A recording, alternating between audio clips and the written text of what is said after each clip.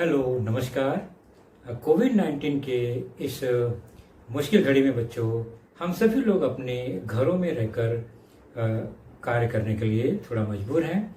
लेकिन मुंबई महानगर पालिका ने आपको घर बैठे ही पढ़ाने या यूं कहें अध्ययन करने का एक मौका दिया है, जो कि हमारे महानगर पालिका के चैनल द्वारा आपको वीडियो के रूप में लेसन प्रसारित किया जाएगा।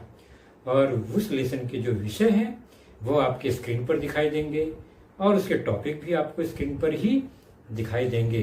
तो चलिए शुरू करेंगे हम आज का अपना लेसन। शुरू करते हैं आज का लेसन। और आज का लेसन है आपकी कक्षा छठी से।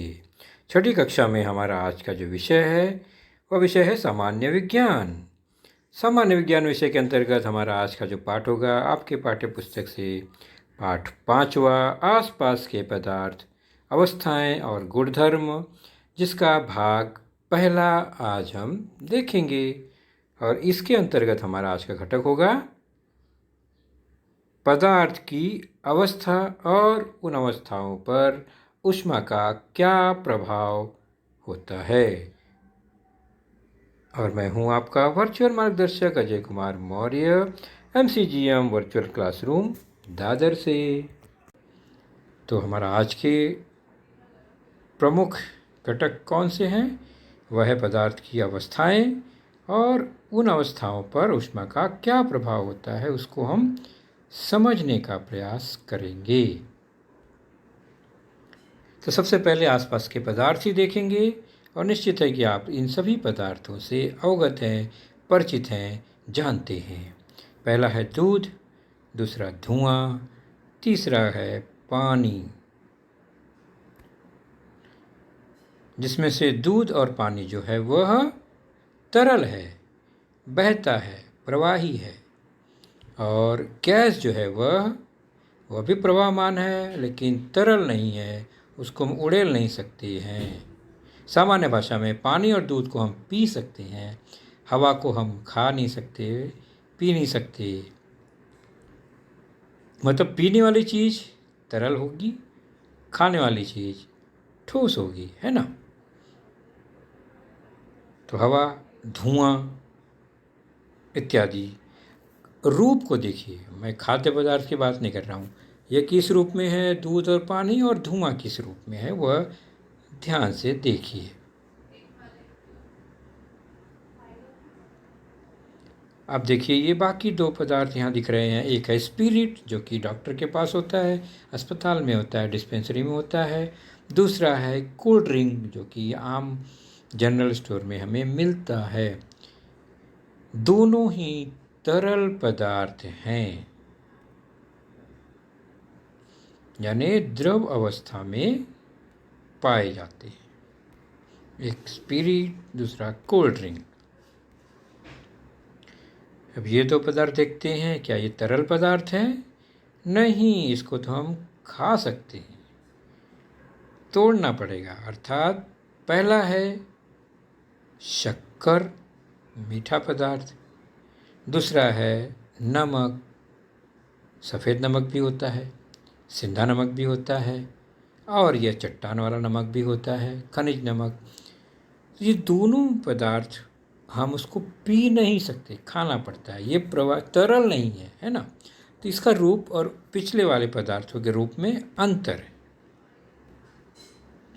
उसी प्रकार इन तीनों पदार्थों के रूप को ध्यान से देखिए तो अंडा ऊपर से कठोर दिखता है लेकिन अंदर उसके तरल पदार्थ है। पेट्रोल, यह भी तरल पदार्थ है। डेटॉल के अंदर, बोतल के अंदर भी तरल पदार्थ ही है। तो पेट्रोल, डेटॉल, अंडा। यह है नारियल। नारियल ऊपर से कठोर, ठोस है, अंदर से गरी मिलता है, पानी मिलता है, और उसका तेल भी बनता है। तो ठोस भी है इसमें, द्रव पदार्थ भी है इसके अंदर, तरल पदार्थ भी इसके अंदर हैं। नारियल की गरी ठोस होता है, नारियल का तेल तरल पदार्थ, नारियल का पानी तरल पदार्थ। अब यहाँ हम एक साथ कई वस्तु देख रहे हैं, जिसमें लेफ्ट साइड से शुरू करें तो बीच में शुरू करते हैं घी, लेफ्ट में कपूर, उसके नीचे चॉकलेट, फिर राइट में ऊपर डांबर की गोली। आप देखते हैं ना, मम्मी कपड़े में इसको लगा के रखती है, वॉश बेसिन में रखा जाता है ताकि जंतु या कीड़े मकोड़े, कीटक इस पर न आए।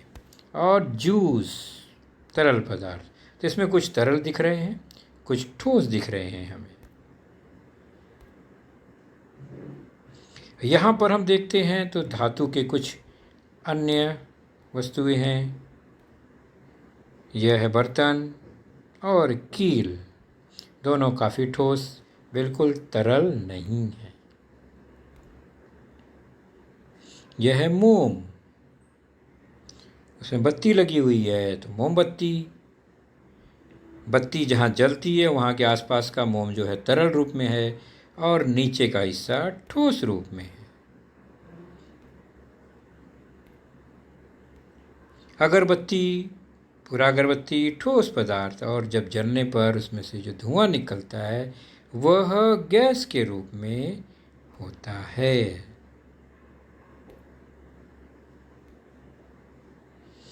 तो हमने जितने पदार्थ देखे उनमें कुछ पदार्थ ठोस रूप में हैं, कुछ तरल रूप में थे, तो कुछ जो है वो गैस रूप में थे।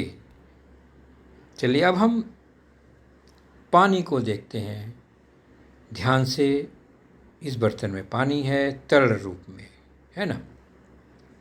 यही पानी जब हम डीप फ्रीजर में रखते हैं, फ्रिज के अंदर, यानी उसका तापमान बहुत कम करते हैं, ठंडा करते हैं, तो वह जम जाता है और बर्फ बन जाता है। पानी ही था, तरल था, लेकिन ठंडा कर दिया तो बर्फ बन गया। इस बर्फ को सामान्य छोड़ दें तो फिर से वह तरल हो जाता है, पानी बन जाता है, और उसकी गर्मी और बढ़ाएं, यानी उसको गर्म करें हम, पानी को भी गर्म करने और तापमान बढ़ाएं, तो फिर वो देखते हैं तो उसमें से भाप उठने लगता है, यानी वह अवस्था उसकी बदल रही है। धीरे धीरे पानी भाप बन के उड़ने लगता है, सारा पानी ख़त्म हो जाएगा कुछ देर बाद। तो पानी शुरू में द्रव अवस्था में सामान्य तौर पर हमें मिलता है, हम देखते हैं हमारे घरों में बर्तन में रहता है। तापमान कम कर देने पर, ठंडा कर देने पर बर्फ़ बन जाता है, जो कि ठोस रूप में हो जाता है। और यही पानी गर्म करें, उबालें और काफ़ी देर, तो यह भाप बन जाता है, गैस रूप में आ जाता है। यानी पानी ही 3 अवस्थाओं में, 3 रूप में हमें मिल रहा है। सामान्य तौर पर वह द्रव रूप में है, ठंडा करने पर वह ठोस रूप हो जाता है, और अधिक गर्म करने पर, बहुत गर्म करने पर वह गैस रूप धारण कर लेता है। तो सामान्य तौर पर पानी हमें द्रव अवस्था में मिलता है। हम देखते हैं नदी, तालाब, कुएं, अपने घर में पानी की टंकी में, ये द्रव अवस्था में हमें मिलता है। और ये तापमान सामान्य तौर पर 15 से 25-30 तक होता है इसका, यानी पानी हमेशा नॉर्मली ठंडा ही रहता है। और यह स्थिर अवस्था में नहीं है, ठोस अवस्था में नहीं है, यह प्रवाही होता है, प्रवाहमान होता है, द्रव अवस्था में होता है।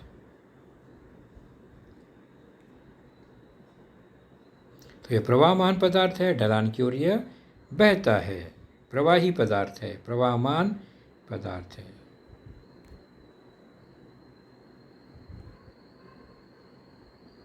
अब उसका आकार या आयतन क्या है वो देखते हैं। यह कुछ अलग अलग आकार के बर्तन हैं, डिज़ाइनदार। उसमें अगर हम पानी के पाइप लगा के उसमें पानी भरें तो देखें वह पानी का आकार क्या होता है। तो पानी का आकार बर्तन के आकार जैसा ही हो गया, मतलब उसका कोई निश्चित आकार हम नहीं बता सकते। ओके, तो पानी का कोई निश्चित आकार नहीं है। लेकिन क्या पानी जगह घेरती है? बिल्कुल निश्चित जगह घेरती है। उस बर्तन में जितना जगह है उसने पूरा घेर लिया है। अब इससे ज़्यादा पानी इसमें हम नहीं डालते, यानी उतना ही पानी निश्चित जगह पर निश्चित पानी ही रह सकता है। तो उसका एक निश्चित आयतन होता है, निश्चित जगह गिरती है। तो आकार निश्चित नहीं, लेकिन आयतन निश्चित फिक्स है। तो आकार नहीं है, जिस बर्तन में रखो उसी आकार का हो गया। तो निश्चित आकार नहीं, लेकिन निश्चित आयतन वॉल्यूम जरूर होता है। तो हमने बहुत सारे वस्तुएं और बहुत सारे पदार्थ देखे, कागज, लकड़ी, बादल, प्लास्टिक, चमड़ा, पत्थर, धुआं, पानी, बर्फ, दूध, चूना, कपास, मोम, दही, रेत, लोहा, मिट्टी, हवा, भाप और असंख्य पदार्थ हैं। ये सभी पदार्थों को निरीक्षण करें तो वो हमने जो अवस्था रूप देखा उनमें से तीन में से किसी न किसी रूप में यह होता है।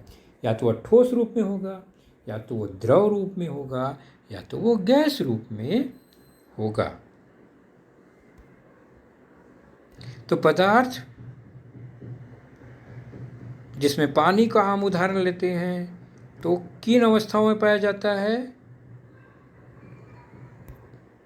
तो बर्फ रूप में पानी पाया जाता है, उसकी अवस्था है ठोस। तो पानी अगर बर्फ रूप में है तो हम वह ठोस रूप कहते हैं पदार्थ का। तरल रूप में है तो वह पानी है, जो कि द्रव अवस्था होती है।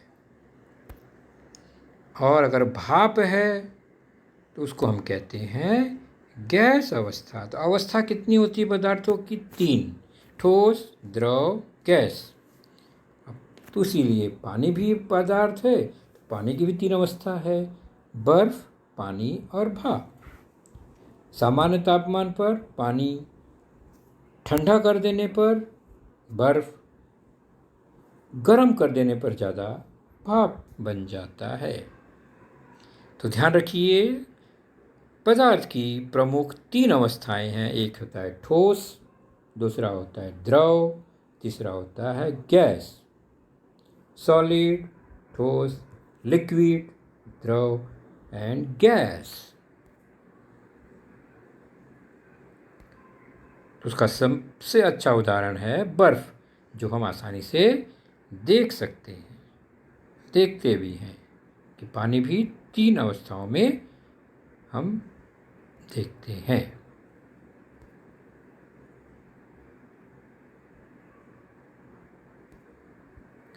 तो इन अवस्थाओं के गुणधर्म क्या है वो हमने देखा।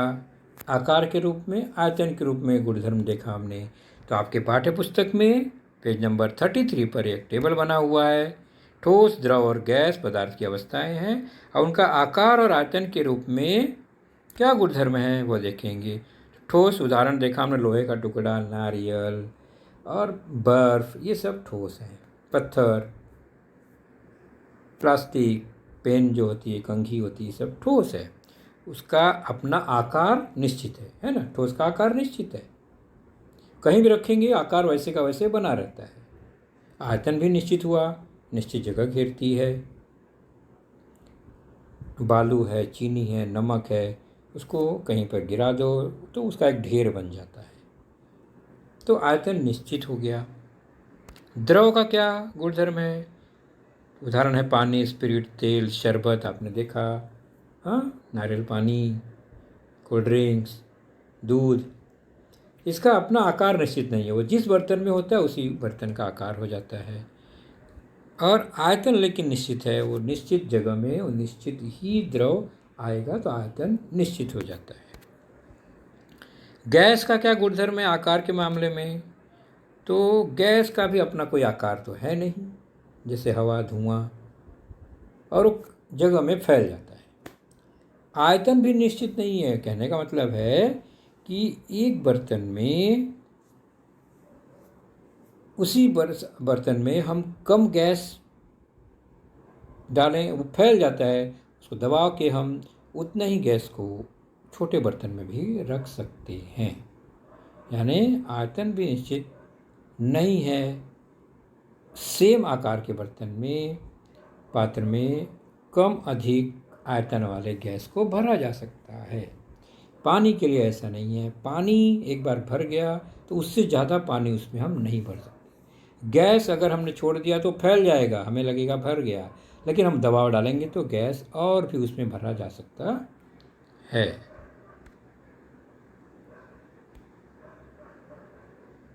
तो स्वयं का आकार ठोस का होता है, द्रव का आकार नहीं होता है, गैस का भी आकार नहीं होता है।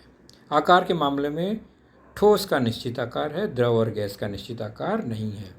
आयतन के मामले में ठोस का आयतन निश्चित है, द्रव का भी आयतन निश्चित है। गैस कमज़ोर है, उसका आयतन निश्चित नहीं है, वो यहाँ वहाँ कहीं भी फैल जाता है।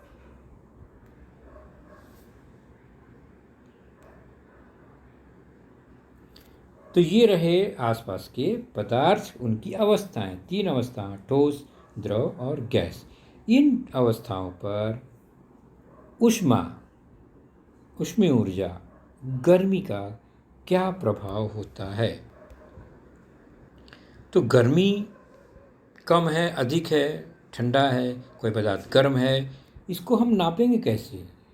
ठंडा और गर्म तो हम तापमान से तापमान टेम्परेचर थर्मामीटर से नापते हैं।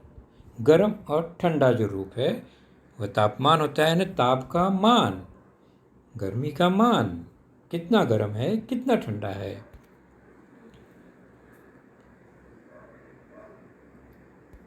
चलिए देखते हैं कोई उदाहरण। यह पानी, ओके। दूसरा पदार्थ, पानी का दूसरा रूप बर्फ, ठोस। पानी का तीसरा रूप, गर्म करेंगे तो वह भाप बनने लगता है, गैस। अगर इनके ताप को मापे, यानी कितना ठंडा है कितना गर्म है, थर्मामीटर से अगर नापें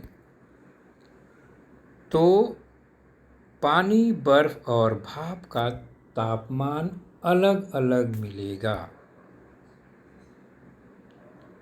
पानी का तापमान सामान्य तौर पर 25 डिग्री सेंटीग्रेड तक ज़्यादा से ज़्यादा होता है, यानी वो ठंडा ही है, तो बेसिक नेचर उसका ठंडक ही है। 13 से 25 तक सामान्य तौर पर आसपास हमें मिलता है ये।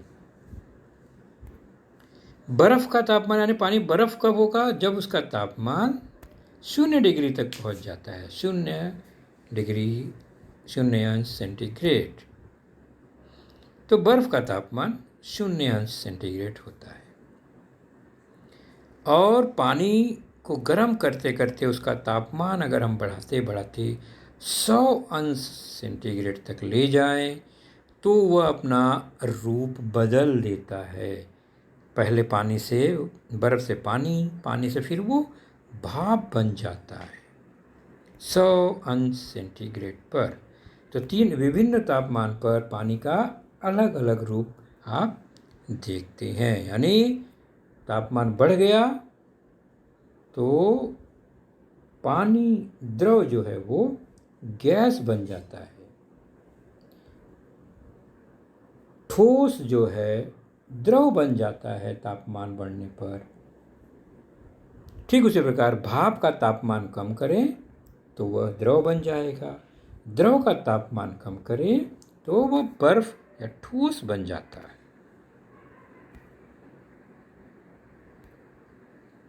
तो बर्फ को अगर ऊष्मा दें, हम गर्मी दें, तो वह पानी बन जाता है,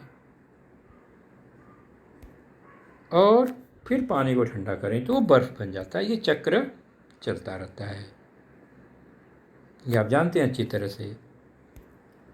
फिर पानी को अगर ऊष्मा दें तो वो भाप बन जाता है, और भाप को अगर ठंडा करें तो वह फिर से पानी बन जाता है।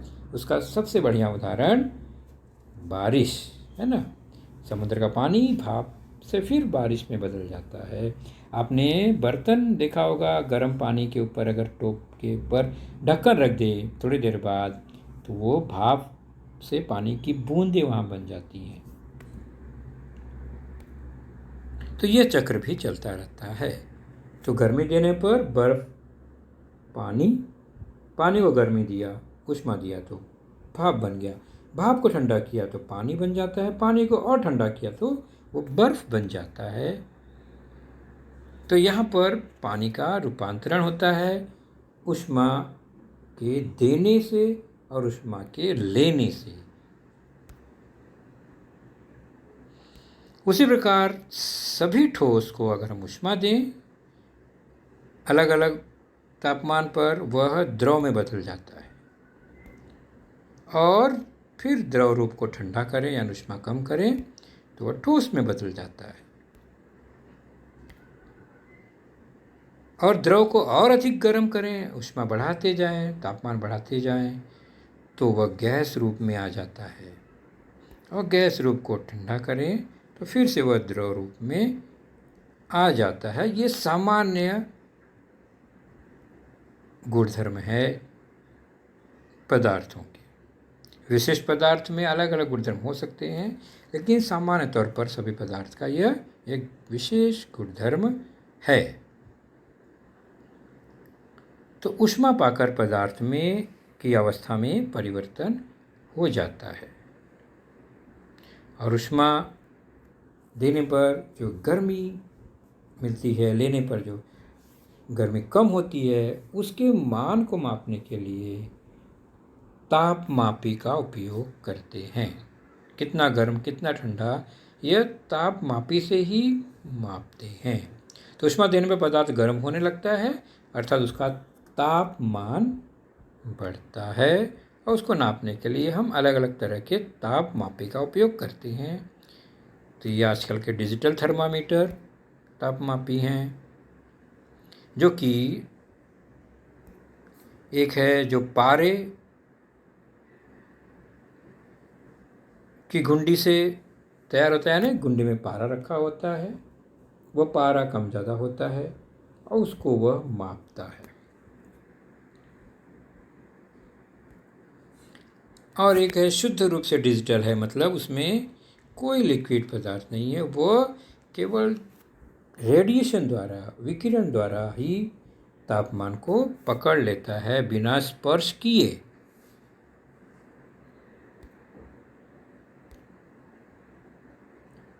यह एक सामान्य तापमापी आपने देखा होगा, कांच की एक नली, उसके सामने एक बल्ब होता है, उसके अंदर पारा भरा होता है और गर्मी होने पर यह पारा फैलकर ऊपर चढ़ता है नली में, और नली पर वहाँ पर उसके कुछ भाग किए होते हैं जिस पर संख्या लिखी होती है, वह तापमान दर्शाता है। सामान्य तापमापी कांच का बना होता है, ये हमने देखा है।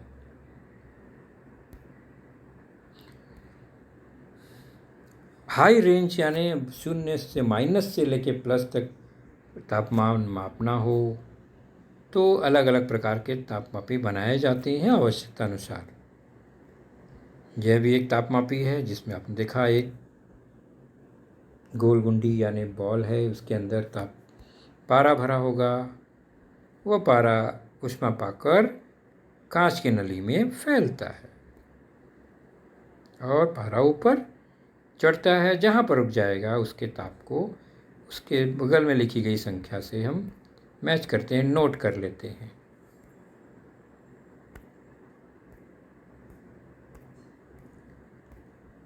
अलग अलग रेंज वाले तापमापी होते हैं।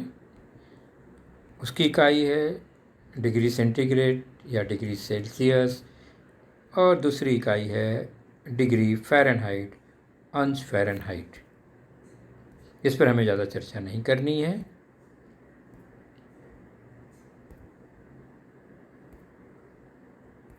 अब चलते हैं पेज नंबर 34 पर, कुछ जानकारी है उसको चेक कर लेते हैं। उबलता हुआ पानी, जमने वाला पानी, हवा शरद ऋतु में रात के समय, हवा ग्रीष्म ऋतु में दोपहर के समय, फ्रिज के भीतर का तापमान, फ्रिज के अंदर का तापमान, फ्रीजर के अंदर का तापमान और शरीर का तापमान वह कितना होता है हम मैच करा लेते हैं, हम जानकारी को नोट कर लेते हैं। सबसे पहले उबलता हुआ पानी, हमने देखा भाप बनता है 100 डिग्री सेंटीग्रेड पर। जमने वाला पानी, पानी बर्फ़ बनता है 0 डिग्री सेंटीग्रेड पर। हवा शरद ऋतु में ठंडी होती है, ठंडक महसूस होती है, तो 15 अंश सेंटीग्रेड से कम होता है। गर्मी के दिनों में खूब गर्मी लगती है, दोपहर में 35 डिग्री से अधिक होता है। हमारे शरीर से तापमान उसका धीरे धीरे बढ़ना लगता है, तो गर्मी महसूस होती है। फ्रिज का तापमान वह 5 डिग्री से कम होता है, अर्थात पानी बर्फ़ नहीं बनेगा, पानी ही रहेगा लेकिन ठंडा हो जाएगा।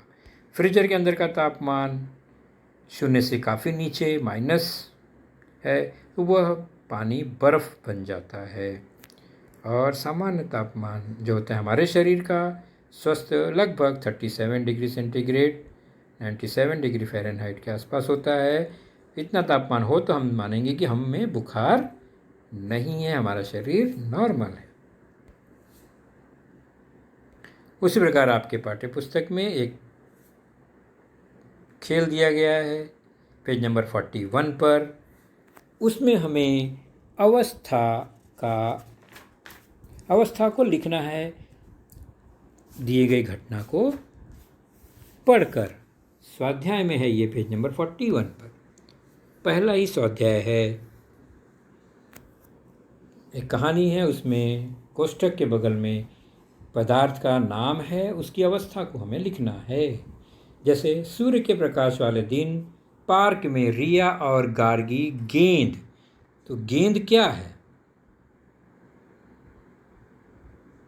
तो गेंद का वह अवस्था है ठोस, तो हमने इस तरह भरना है। के साथ खेल रही थी, गार्गी को प्यास लगती है, इसलिए रिया ने उसके लिए नारियल पानी, तो नारियल नहीं है पानी, नारियल पानी, तो यह कौन सा अवस्था है? प्यास बुझाने का द्रव। सिर्फ नारियल होता तो ठोस, नारियल पानी है तो द्रव। इतने में हवा कौन सी अवस्था है? गैस। हमें यहाँ ठोस, द्रव या गैस ही भरना है। तो हवा बहने लगी। और वर्षा कौन सी अवस्था है? द्रव। तो वर्षा भी होने लगी। वे दोनों शीघ्रता से घर आईं। अपने कपड़े पदार्थ का ठोस रूप है, बदले, और उनकी माँ ने उन्हें एक एक प्याली मतलब बसी, चाय की प्याली, कप प्लेट, एक कप, तो कप जो है ठोस है। गरम दूध क्या है? द्रव पदार्थ है। तो एक गरम दूध पीने के लिए दिया। तो हमने यहाँ क्या भरा? जो वस्तु पदार्थ है वहाँ कोष्ठक में उसके बगल में उसकी अवस्था को हमने लिखा। और आप भी आसानी से इसको कर सकते हैं। अपने टेक्स्ट बुक से पेज नंबर 41 जरूर देखिए, उसमें यह प्रश्न है। तो बच्चों, आपने देखा आज का लेसन, उसके प्रमुख मुद्दों को ध्यान से बार बार दोबारा देखकर समझने का प्रयास कीजिए, क्योंकि एक बार देखने पर किसी को भी वो पूरा मुद्दा समझ में नहीं आता। तो जैसे ही हम 2 बार 3 बार देखेंगे तो हमें वह समझ में आने लगेगा। और इसके आगे की जानकारी जो होगी बच्चों, वह निश्चित ही हमारे अगले वीडियो में होगी। तो उस वीडियो को देखने के लिए, उसकी सूचना प्राप्त करने के लिए जो नीचे सब्सक्राइब का बटन होता है उसे ज़रूर प्रेस कीजिए और नोटिफिकेशन ऑन रखिए, ताकि जैसे ही हमारा लेसन चैनल पर डाला जाएगा आपको वह तुरंत प्राप्त होगा। तो अपना ख्याल रखिए, सुरक्षित रहिए। Thank you.